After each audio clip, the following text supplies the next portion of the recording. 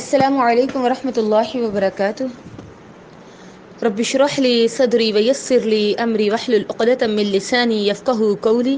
رب زدني علما. اللهم فقهنا في الدين. اللهم صل وسلم على نبينا محمد صلى الله عليه وسلم. الحمد لله رب العالمين. الصلاة والسلام على سيد الأنبياء والمرسلين وبعد. قال الله تبارك وتعالى في القرآن المجيد والفرقان الحميد: اعوذ باللہ من الشیطان الرجیم. بسم اللہ الرحمن الرحیم. سورۃ انزلناها وفرضناها وانزلنا فیها آیات بینات لعلکم تذکرون. ہم نے ایک سورت نازل کی اور اس کے احکامات فرض کر دیے، اور اس سورت میں ہم نے روشن آیات نازل کی تاکہ تم نصیحت پکڑو.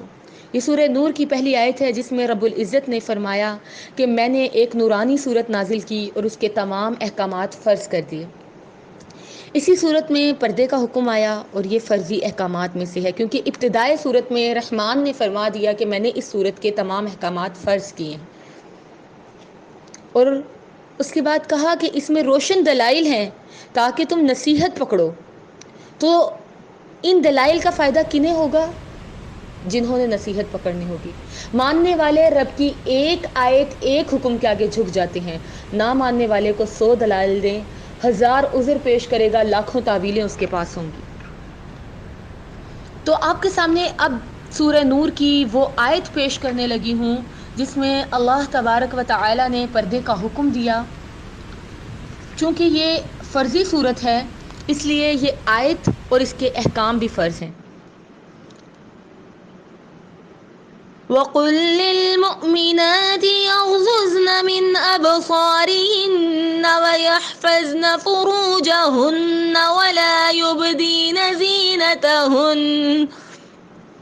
ولا يبدين زينتهن إلا ما ظهر منها ولا يضربن بخمرهن على جيوبهن ولا يبدين زينتهن إلا لبعولتهن أو آبائهن أو آباء بعولتهن أو أبنائهن أو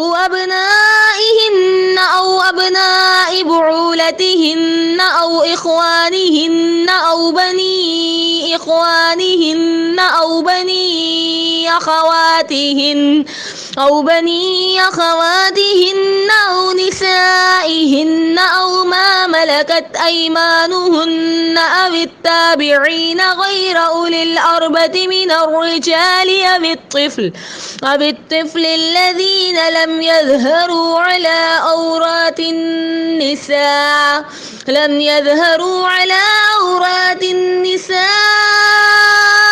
ولا يضربن بأرجلهن ليعلم ما يخفين من زينتهن. وتوبوا إلى الله جميعا أيها المؤمنون لعلكم تفلحون. وَقُلْ لِلْمُؤْمِنَاتِ کہہ دیجئے مومنہ عورتوں سے. یہ میں نہیں کہہ رہی، یہ میرا رب کہہ رہا ہے. اللہ کا میسج آیا آپ کے لیے. یغضضن من ابصارہن اپنی نظروں کو جھکا لیجئے. ویحفظن فروجہن اپنی شرمگاہوں کی حفاظت کیجئے. ولا یبدین زینتہن اپنی زینتوں کو ظاہر مت کیجئے. الا ما ظہر منہا سوائے اس کے جو نادانستگی میں خود سے ظاہر ہو جائے. ولا یضربن بخمرہن علی جیوبہن اور چاہیے کہ ڈال لیں اپنی اوڑھنیوں کو اپنے سینوں پہ. ولا یبدین زینتہن اور اپنی زینتوں کو ظاہر مت کریں. الا لبعولتہن سوائے اپنے شوہروں کے. او آبائہن یا ان کے باپ. او آباء بعولتہن یا شوہروں کے باپ. او ابنائہن یا بیٹے. او ابناء بعولتہن یا شوہروں کے بیٹے. او اخوانہن یا بھائی. او بنی اخوانہن یا بھائیوں کے بیٹے. او بنی اخواتہن یا بھانجے. او نسائہن یا وہ عورتیں. او ما ملکت ایمانہن جن کے مالک ہوئے ان کے داہنے ہاتھ. اب التابعین غیر اولی الاربۃ من الرجال یا وہ بچے یا وہ مرد جو لم یظہروا علی عورات النساء عورتوں کی باتوں کو نہیں جانتے، ان سے واقف نہیں ہوئے. ولا یضربنا، اور چاہیے کہ نہ ماریں، بارجلہن، اپنے پاؤں کے لیے، یعلم ما یخفین من زینتہن، پاؤں کو مارنے سے جو خفیہ زینت ظاہر ہوتی ہے چاہیے کہ اسے بھی چھپائیں. وَتُوبُوا إِلَى اللَّهِ جَمِيعًا أَيُّهَا الْمُؤْمِنُونَ، اور سب مل کے توبہ کرو اللہ کی طرف اے مومنو، لعلکم تفلحون، شاید کہ تم فلاح پا جاؤ.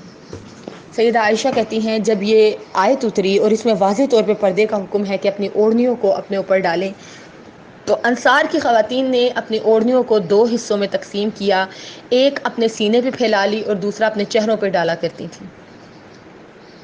جب پردے کی آیات نازل ہوئی تو ساری رات مدینہ کی عورتیں اپنے گھروں میں دیے جلا کے اپنے عبائے سیتی رہیں، اور جب صبح فجر کی نماز پڑھنے آئیں تو وہ سب پردے میں تھیں.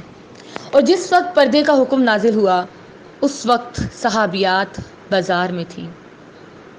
جب یہ آیت اتری کہ یا ایہا النبی، یا ایہا النبی قل لازواجک وبناتک ونساء المؤمنین یدنین علیہن من جلابیبہن ذلك أدنى أن يعرفن فلا يؤذين وكان الله غفورا رحيما.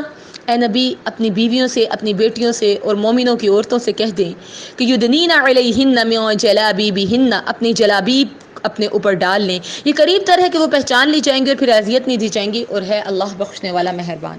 جب یہ آیت اتری تو انصار کی خواتین اور مہاجروں کی خواتین جو تھیں صحابیات بازار میں تھیں.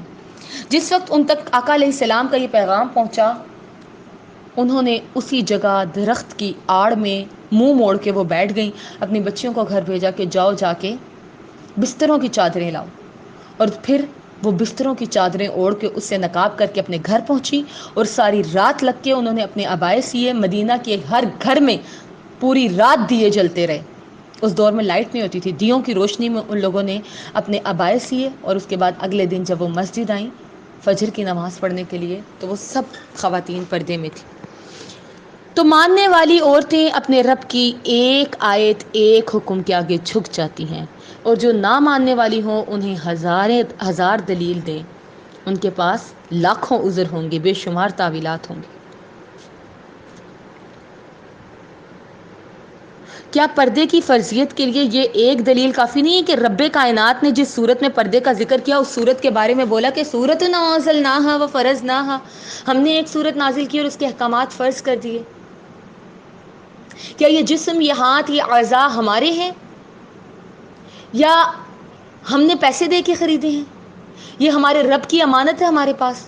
اگر اسے ہم نے رب کے حکم کے مطابق، رب کی مرضی کے مطابق نہ چلایا، اور روز محشر رب نے ہم سے سوال کر لیا کہ میری امانت کو تم نے کس طریقے سے، کس طرح استعمال کیا، تو اس وقت ہمارے پاس کیا جواب ہوگا؟ رحمان ظالم نہیں ہے، واللہ رحمان ظالم نہیں ہے. وہ تو اتنا مہربان ہے، اس نے کہا غفور اور رحیمہ، میں بخشنے والا ہوں، میں مہربان ہوں. پردے کی آیت کے ساتھ اس نے اپنے رحم کا ذکر کیوں کیا؟ وہ لوگ جو کہتے ہیں کہ پردے میں گرمی لگتی ہے، وہ لوگ جو کہتے ہیں سانس اکھڑتی ہے، کیا ماسک میں سانس نہیں اکھڑتی؟ جن لوگوں کو پردے میں گرمی لگتی ہے انہیں کیا پتا کہ یہ پردہ انہیں دھوپ کی تمازت سے بھی بچاتا ہے، یہ ذہنوں کی گندگیوں سے بھی بچاتا ہے. صحابیات اس آیت کے اترنے کے بعد سیدہ عائشہ کہتی ہیں کہ میں نے کسی صحابیہ کو نہیں دیکھا کہ وہ کبھی بغیر پردے کے اپنے گھر سے نکلی. انہوں نے نہیں سوچا کہ جن صحابہ سے پردہ کرنا ہے وہ ہمارے کزنز ہیں یا ہمارے رشتہ دار ہیں، یا ہم ساری زندگی انہی لوگوں میں بیٹھتے رہے یا انہی لوگوں کے ساتھ. جس وقت انہوں نے نبی کا حکم سنا انہوں نے اسی وقت پردہ کیا. انہوں نے نہیں سوچا کہ یہ لوگ تو ہمیں پہلے بھی دیکھ چکے ہیں. نہیں، اب حکم ربی آ گیا، اب حکم نبی آ گیا، اب مجھے سر جھکانا ہے. مصور کھینچ وہ نقشہ کہ جس میں یہ صفائی ہو، ادھر فرمان محمد ہو، ادھر گردن جھکائی ہو صلی اللہ علیہ وسلم. تو صحابیات نے عملی قدم اٹھایا تھا. انہوں نے نبی کا حکم سنا اور وہ پردے کی جانب مائل ہو گئی، کیونکہ وہ رضائے الہی کی قائل تھی. انہوں نے نہ اپنے نفس کو دیکھا، نہ انہوں نے گرمی دیکھی. عرب کی گرمی پاکستان کی گرمی سے زیادہ شدید ہے. انہوں نے یہ سب چیزیں نہیں دیکھی تھی. بس انہیں یہ تھا کہ ہمارے رب نے ہمیں محفوظ کر دیا، ہمارے رب نے ہمیں پردے کا حکم دیا، تو ہمیں پردہ کرنا. آپ کو پتہ ہے کائنات کی ہر مقدس چیز جو ہے وہ پردے میں ہے. کعبہ کے اوپر اللہ نے غلاف رکھا، قرآن کے اوپر غلاف، اللہ کی اپنی ذات پردے میں ہے. اسی طریقے سے عورت کو حکم ملا کہ وہ پردہ کرے. عورت عورہ سے نکلا ہے، چھپائی جانے والی چیز ہے، بہت عظیم چیز ہے. اور حجاب حجب سے نکلا ہے کہ کسی کو کسی چیز تک رسائی نہ دینا، روکنا. آج ہمیں کیوں اذیت دی جاتی ہے؟ آج معاشرے میں اس قدر بہرا روی کیوں عام ہو گئی ہے؟ آج کیوں بریک اپ ہو رہے ہیں؟ آج کیوں طلاقوں کی شرح بڑھ رہی ہے؟ وجہ ہم عورتیں ہیں کہ ہم خود کو عریاں کر کے ابن آدم کے سامنے پیش کریں اور پھر یہ امید رکھیں کہ وہ ہمیں نوچے گا نہیں. ہم خود مائل کریں، ہم خود اپنی طرف کھینچیں، راغب کریں، اور پھر یہ امید رکھیں کہ معاشرے میں زنا کی شرح نہ بڑھے گی. یہ تو عبث ہے نا. جب ایک گلاب کا پھول کھلتا ہے، جب تک وہ گرین خول میں ہوتا ہے تو وہ کلی محفوظ ہوتی ہے، مگر جیسے ہی وہ گلاب کا پھول خول توڑ کے باہر نکلتا ہے، خوبصورت دکھنے لگتا ہے، اپنی طرف کھینچتا ہے، تو پھر فطرت کا شائق جا کے اسے توڑ لیتا ہے. اور جب وہ توڑ لیا جاتا ہے تو پھر مرجھا جاتا ہے، پھر راندا جاتا ہے، مسلا جاتا ہے. بنت حوا گلاب کی مانند ہے. جب تک وہ کلی رہی تو بہت حسین منظر پیش کرتی رہی، لیکن جیسے ہی کھل کے گلاب ہوئی، جیسے ہی عریاں ہوئی، جیسے ہی اپنی طرف مائل کیا، وقتی طور پہ تو یہ اس کی جیت ہے کہ اسے چاہا گیا، اسے سراہا گیا، لیکن پھر وہ توڑ دی جاتی ہے، پھر وہ اذیت دی جاتی ہے. اور رحمان آپ کو اس اذیت سے بچانا چاہتا ہے. اسی لیے تو وہ کہتا ہے وَلَا يُبْدِينَ زِينَتَهُنَّ، اپنی زینتوں کو ظاہر مت کریں. سیدہ ام سلمہ رضی اللہ تعالی عنہا کہتی ہیں، مستدرک حاکم کی جو ہے یہ اتھینٹک حدیث ہے کہ صحابیات سب سے زیادہ نبی صلی اللہ علیہ وآلہ وسلم کا حکم ماننے والی تھیں. جب آیات پردہ نازل ہوئی تو صحابیات نے، انصاری خواتین نے سیاہ جلباب لی. اور جلباب ایک ایسی چادر کو کہتے ہیں جو سر سے پاؤں تک کور کرے، اور وہ اس جلباب کے بغیر اپنے گھر سے کبھی نہ نکلی تھی. ہمارا رب رحیم ہے، وہ ہمیں اذیتوں سے بچانا چاہتا ہے، اسی لیے اس نے ہمیں محفوظ کیا. سیپ میں موتی کتنا محفوظ ہوتا ہے نا، ہر کسی کی اس تک رسائی نہیں ہوتی، اور کتنا خوبصورت لگ رہا ہوتا ہے. عورت بھی بہت نایاب ہے. للہ خود کو پہچانے، صحابیات کے نقش قدم پہ چلیں. جب پردے کی آیات نازل ہوئی تھی تو کائنات کے سب سے معزز لوگوں سے، سب سے حیادار لوگوں سے، سب سے زیادہ حیادار عورتوں نے پردہ کیا تھا. وہ لوگ جو کہتے ہیں کہ آنکھوں میں حیا ہونی چاہیے، کیا صحابہ سے زیادہ بھی کسی کی آنکھوں میں حیا ہو سکتی ہے؟ جب ان سے پردہ کیا گیا، جب معلم انسانیت محمد الرسول اللہ صلی اللہ علیہ وآلہ وسلم سے پردہ کیا گیا، تو میں اور آپ کیا چیز ہیں؟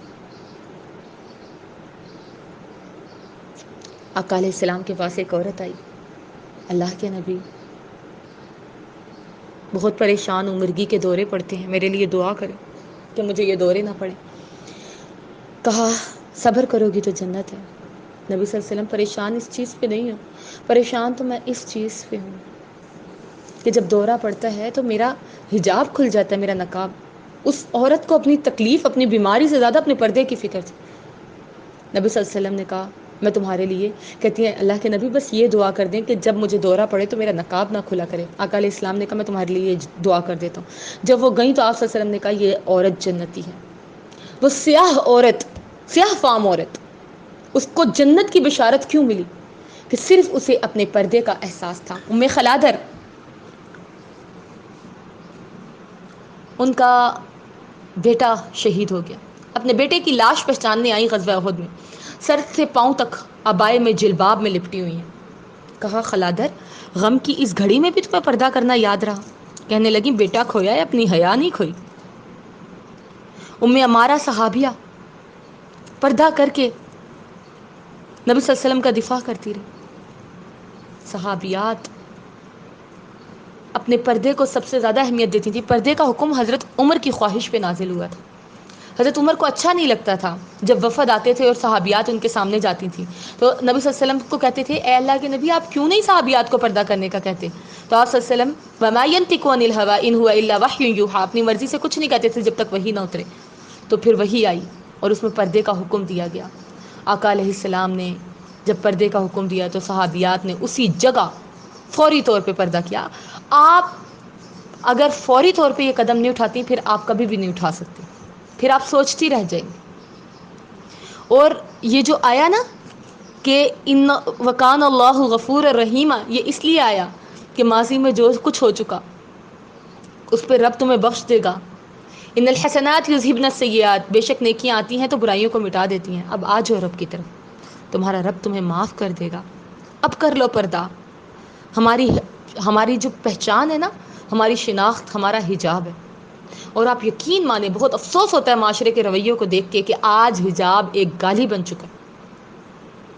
ابھی کل میری کزن مجھے بتا رہی تھی کہ وہ پردہ کر کے نکلی تو انہیں دیکھ کے کہا گیا، دو عورتیں، عورت ہی عورت کا مذاق اڑا رہی، انہیں دیکھ کے کہا گیا کہ جی یہ دیکھو بھوت بنگلہ۔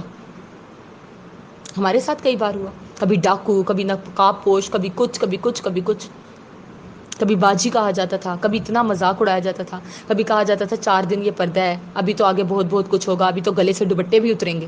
جب کالجز یونیورسٹیز میں حجاب لے کے گئے تو ہمیں آگے سے یہ سب باتیں سننے کو ملی، پردہ کر کے گئے تو۔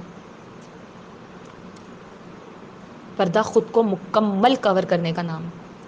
آج صرف میں نے آپ کو پردے کی فرضیت کے بارے میں بتایا، اور ان لوگوں کی طرح نہیں ہو جائیے گا کہ جن لوگوں نے سنا اور سن کے نافرمانی کی، ان کی طرح ہوئیے گا جنہوں نے سنا اور مان لیا۔ اللہ تعالیٰ کہتا ہے فَتُؤْمِنُونَ بِبَعْضِ الْكِتَابِ وَتَكْفُرُونَ بِبَعْضٍ، کیا تم اس کتاب کے بعض حصے کو مانتے ہو اور بعض کا انکار کرتے ہو؟ تو جو انکار کرے گا اس کی بدترین جزا اس کے رب کے پاس ہے۔ اپنی مرضی کے مسئلے لے لیے، لیکن جہاں بات آئی اپنے نفس کے خلاف، میری فیملی نہیں مانتی، کیا کروں، کزنز کے ساتھ پلی بڑی ہوں، وہ بھائی ہیں اور یہ وہ، ہم سے زیادہ آج تو پھر دنیا نے ترقی کر لی نا، اس دور میں اتنی ترقی نہیں ہوئی تھی، اس دور میں سب ایک ساتھ گھل مل کے رہنے والے لوگ تھے۔ ہم سے زیادہ صحابیات اپنے کزنز کے قریب تھیں، لیکن جب پردے کی آیات اتری فوری طور پہ سر جھکایا، فوری طور پہ مان گئی۔ تو مومنہ عورت مان جانے والی ہوتی ہے۔ سیدہ عائشہ کہتی ہیں نا کہ جب آیات پردہ نازل ہوئی تو ہم نے اپنی اوڑھنیوں کو 2 حصوں میں تقسیم کر دیا تھا، ایک ہم اپنے سینے پہ پھیلاتے تھے اور ایک ہم اپنے سر اور منہ پہ ڈالتے تھے، اور جلباب اوڑھتی تھیں، لمبی چادر اوڑھتی تھیں اور اپنے آپ کو مکمل چھپا کے نکلتی تھیں۔ اور اسی میں عورت کی عزت اور توقیر ہے، اسی میں عورت کی فلاح ہے۔ رب العزت ظالم نہیں ہے۔ ایک غیر مسلم مفکر کہتا ہے کہ جس قدر قرآن میں عورتوں کا دفاع کیا گیا، عورتوں کے لیے آیات نازل کی گئی، اگر قرآن لکھنے والا خود نہ کہتا کہ وہ مذکر ہے تو میں یہ سمجھتا کہ یہ قرآن کسی عورت نے نازل کیا ہے۔ اس قدر عورتوں کے حقوق کا دفاع کیا گیا۔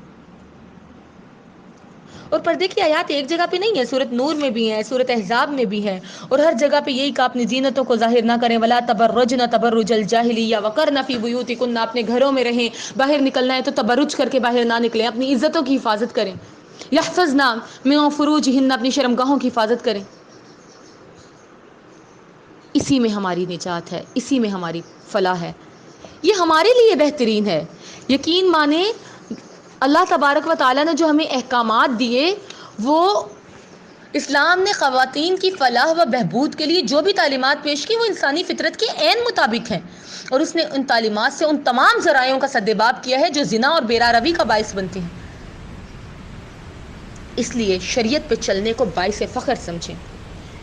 انشاءاللہ یہ تو فرسٹ پارٹ ہے، ہر فرائیڈے کو ایک لیکچر ہوا کرے گا پردے کے اوپر، تو ابھی جو ہے ابتدائی اسٹیج تھی، اسی لیے آپ کو اللہ کے چند احکامات پڑھ کے سنائے، اور انشاءاللہ آگے جا کے آپ کو مکمل پردے کے بارے میں بتاؤں گی کہ پردہ کس کس سے ہے، پردہ کیوں ہے، ہم مطلب پردہ کیسے کریں، یہ ساری چیزیں میں آپ کو بتاؤں گی۔ اللہ سے دعا ہے کہ اللہ قرآن و سنت کو سمجھنے اور اس کے اوپر عمل کرنے کی توفیق عطا فرمائے۔ سبحان ربک رب العزۃ عما یصفون وسلام علی المرسلین الحمد للہ رب العالمین، آمین یا رب العالمین، آمین۔